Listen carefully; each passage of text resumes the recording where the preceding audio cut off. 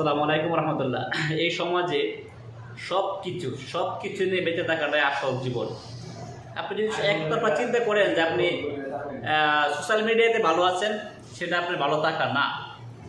আপনি বন্ধু মহলে ভালো আছেন, সেটা আপনার ভালো থাকা না। আপনি সামাজিক ক্ষমতা নিয়ে ভালো আছেন, সেটা আপনার ভালো থাকা না।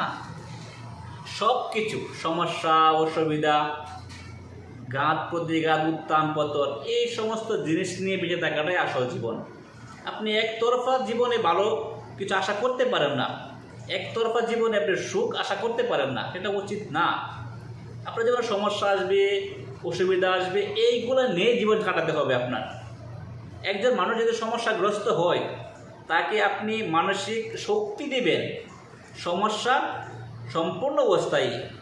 একজন মানুষ খুব সুখে আছে, খুব ক্ষমতাপ্রাপ্ত, তাকে আপনি সাবধান করে দিবেন, কারণ এই সুখ ক্ষমতা